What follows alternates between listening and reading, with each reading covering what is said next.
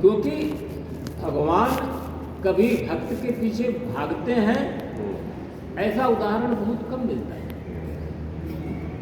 भागते हैं, वो भी भागते हैं, लेकिन बहुत कम उदाहरण। वो स्थिति कब आती है? कहते हैं कि वो स्थिति तब आती है जब व्यक्ति पूर्णतः अपना समर्पण कर देता है। भाव विह्वल हो जाए, भाव विह्वल नहीं, एकदम पूर्ण समर्पण कर दे कि उसको अब अपने किसी बात की चिंता ही न हो, सब कुछ उनके ऊपर छोड़ दिया। किसी भक्त ने लिखा एक लाइन कि गाठी जिनके दाम नहीं, मांगते सकुचाय। गांठ में उसको खुद एक पैसा नहीं है और किसी के सामने वो हाथ फैला भी नहीं सकता है।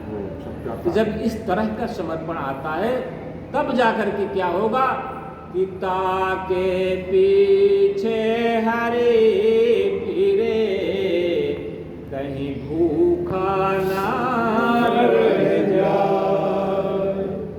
तब भगवान को उसके पीछे पीछे घूमना पड़ता है कि भाई ये तो हमारा ऐसा भक्त है कि इसके पास खुद तो है नहीं और किसी से ये सब मांगेगा भी नहीं, इतना स्वाभिमानी है। तब तो हमको इसका ख्याल करना पड़ेगा कि इसका भोजन पानी, इसका व्यवस्था, इसकी अनन्य चिंतयन्तो माम जे जना परिउपासते तेषां नित्याभियुक्ता नाम योग क्षेम वहाम्यहम्। जो ये कृष्ण ने भगवान गीता में कहा कि उसके नित्य प्रति का योग क्षेम का वहन मैं करूंगा, तो वो कब करेंगे? जब इस तरह का समर्पण आवेगा।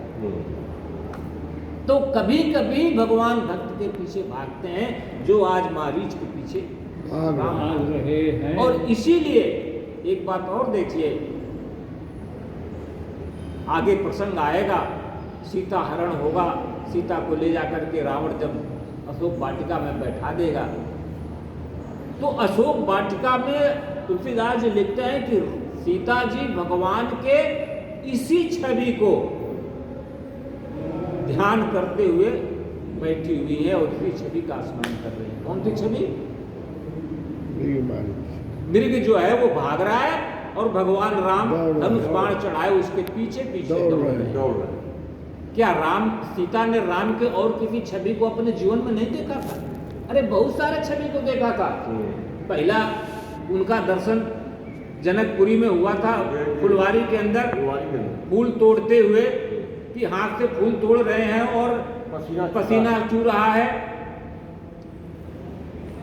बड़े बड़े विद्वान उसमें तरह तरह की बात करते हैं, वो प्रसंग अलग है, अब उधर बढ़ेंगे तो कथा बहुत बढ़ जाएगी कहने। लेकिन पहला दर्शन तो सीता का वही हुआ था।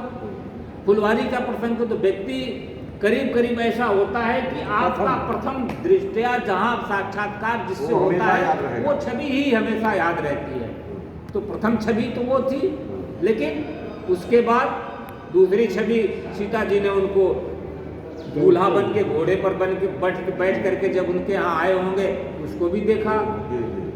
विवाह के पश्चात अयोध्या में आए, राजमहल में पति पत्नी के रूप में, दाम्पत्य रूप में रहे, उस छवि को भी सीता जी ने बार बार निहारा होगा। इसके पश्चात एक और अवसर आया कि राजा पिता ने शाम को कहा कि कल तुम्हें चक्रवर्ती सम्राट बना दूंगा, और सुबह कहा कि नहीं अब तुम जंगल में चले जाओ। तो उस छवि को भी देखा होगा कि कल जो उस व्यक्ति को राजा बनाया जा रहा था, आज उसको भिखारी बना दिया गया, फिर भी उसके चेहरे पर न तो प्रसन्नताम जाम नगताभिषेक तथा न मनलौ वनवास। जिसके चेहरे पर न कल कोई प्रसन्नता दिखाई पड़ी और आज वनवास की बात सुन करके न जो कोई मलिनता दिखाई पड़ी, तो वह छवि भी सीता जी ने देखा। वनवास जब हो गया तो जटाजूट बलकर धारण करके उनके साथ जंगल में नंगे पैर घूम रहे हैं, उस छवि को भी सीता जी ने देखा। लेकिन इनमें से किसी छवि को सीता जी ने धारण नहीं किया, सिर्फ इस छवि को धारण किया जब वो मारीच के पीछे धनुष बाण लेके दौड़ते हुए जा रहे हैं। उसके पीछे भाव यही है कि दौड़ते हुए जा रहे हैं, वो दौड़ते हुए चली रहे हैं और दौड़ते दौड़ते हमारे पास आएंगे एक दिन और आकर के हमको ले जाएंगे। क्योंकि ये छवि क्या है? प्रेम के नियम को बदलने वाली छवि। आज एक प्रेमी प्रेमिका के पीछे नहीं भाग रहा है, आज एक भक्त भगवान के पीछे नहीं भाग रहा है, बल्कि एक भगवान आज भक्त के पीछे भाग रहे हैं।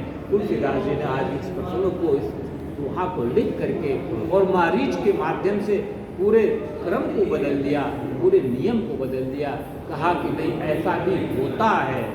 अब वो जरूरत अपने अंदर है कि आप कितने बड़े भक्त हो, आप कितने बड़े प्रेमी हो, कि उस प्रेमिका को आपके पीछे भागना।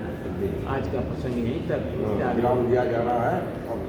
बोलो श्री राम जय राम जय जय राम जय जय विघ्न हरण हनुमान। बोलो श्री राम जय राम जय जय राम।